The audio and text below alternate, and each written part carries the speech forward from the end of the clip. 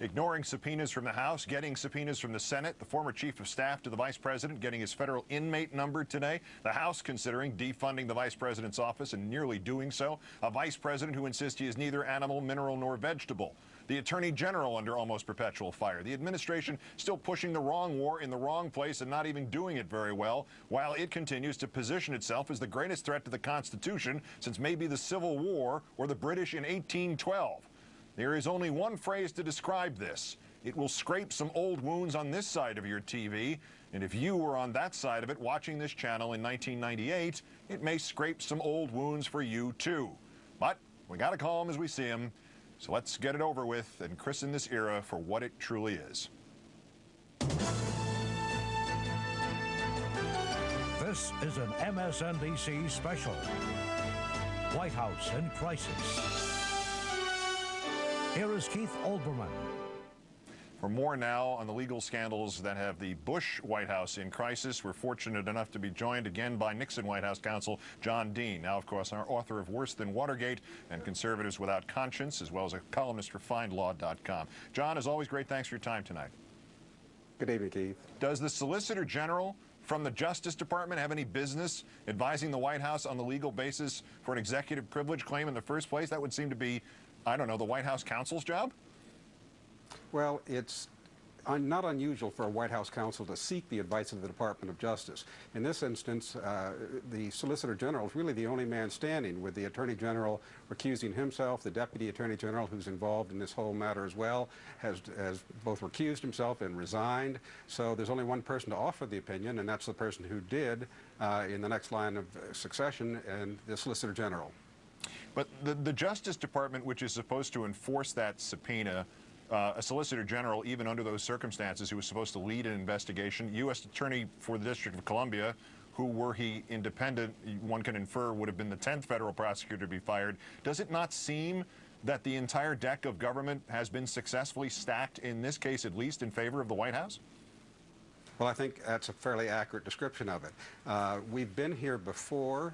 We have a basically flawed law when you have this situation, because the Congress cannot necessarily insist that the Department of Justice go forward and prosecute a contempt citation that they send down to the Department of Justice or to the U.S. Attorney in the District of Columbia. It's a flawed law, and it needs correction, and the only way it can be solved is really through political pressure. If it's up to Justice to enforce those subpoenas, is there recourse for Congress if the Justice Department fails to act? Short of changing the laws, what could lawmakers do next, if anything? I think the only option really available for Congress is to insist upon calling for a special counsel.